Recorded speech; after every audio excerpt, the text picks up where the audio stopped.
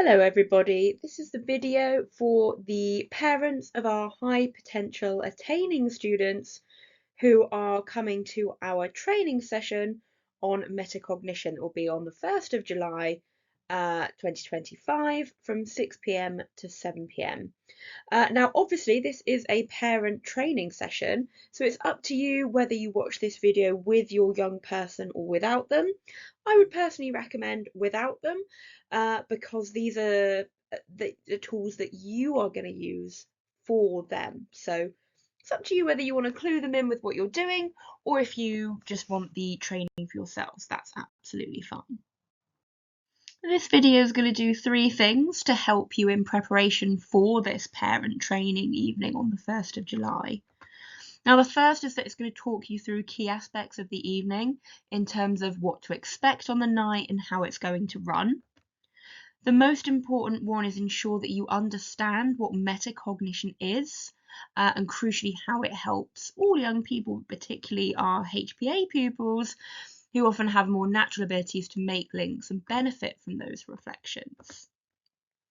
And finally, I want to ensure that you are confident in your role in the evening. I don't want anything to be a surprise for you because you're going to be the ones championing your young people. So in terms of what's going to happen on the night, I'm going to give your children a series of challenges. So they're going to start off like this, which they'll probably be more familiar with than I'm sure you guys would have seen before.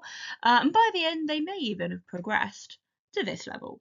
Now, your young people are going to be making origami and you are going to be supporting them. Now, that's not to say that you need to be able to do the origami yourselves, but you're going to be using metacognitive techniques that you're going to learn here, and I'll refresh your memories on the night, to get your young people to problem solve. Now, the goal of the night isn't to make the most or the best origami, but to help your child approach each new stage metacognitively. So what is metacognition? If you've been keeping up with a lot of my parental correspondence, then you guys might be familiar with this. I know some of you have read some of the research that I've been posting about this as well. But metacognition is a reflective process, normally undertaken before or after a new task. Now, we as adults probably use this already quite naturally in life, but it's something that we as an educational profession are moving to explicitly teaching children as early as possible. Now, if you have a look at this kind of flow diagram, it talks you through the metacognitive process. So it starts by assessing the task, what you have to do at the top. Then you move to assessing your individual strengths and weaknesses of the task. Now, this could be in terms of skills, could be in terms of knowledge, could be in terms of personalities. Some children are more motivated intrinsically than others, more motivated. Once these strengths and weaknesses are evaluated, we can then start to plan an approach. Now, this can involve using past experiences, relating the new task back to, or even as simple as knowing where to go for help. That is definitely an approach to improve something. Now, these strategies that you've planned are then applied to the task with the aim of improving something. This can be a small skill, it can be an overarching thing. It's very much going to depend on the situation, but the point of it is the application of the planned strategy.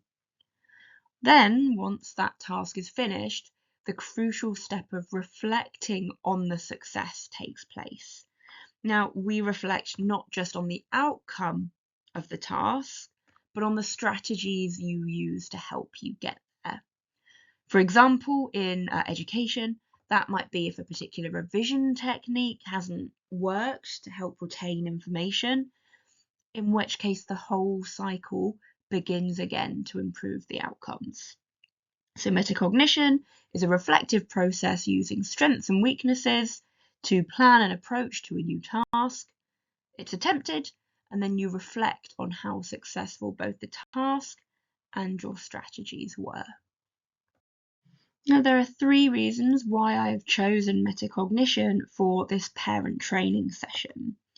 The first is that the EEF evidence shows that being metacognitive can improve student progress by 7+ months.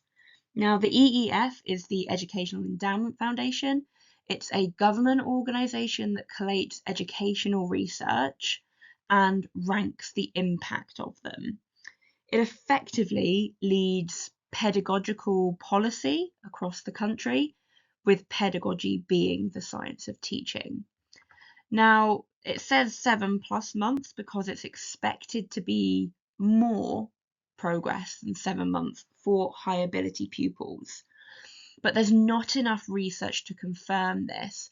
High ability pupils is kind of a bit of a missing piece in educational research at the moment. But the reason I suspect that it gives even more progress to high ability pupils based on the research that I've done is that those pupils are more likely to have a natural ability to problem solve. It's then by using metacognition to hone those skills and provide a more useful framework to refine that natural ability. But of course, 7 months progress is hugely significant. So therefore, metacognition is probably the best thing that we can teach you to implement as well as ourselves. Now, the other reason I've chosen metacognition is because it is part of our school training and part of our improvement plan, which all schools will have.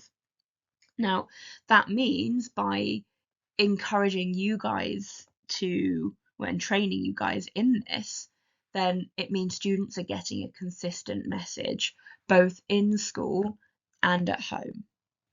And the final reason I've chosen metacognition is that it can be applied for both academic and extracurricular purposes. So obviously, being from the school, I will be promoting the academic side of it.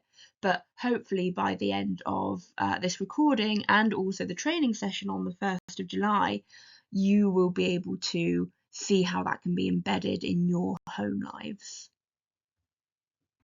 So I'd like to talk about your role in the night, mostly to reassure you that there is very little preparation needed on your part other than watching this video, which you clearly already are.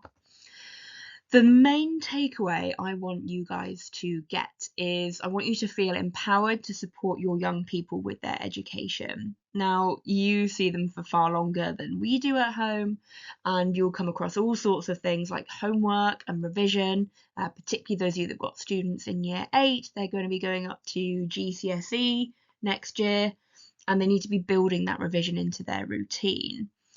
Like I said on the last slide, metacognition and your role as empowering your young people is going to extend further into your lives together.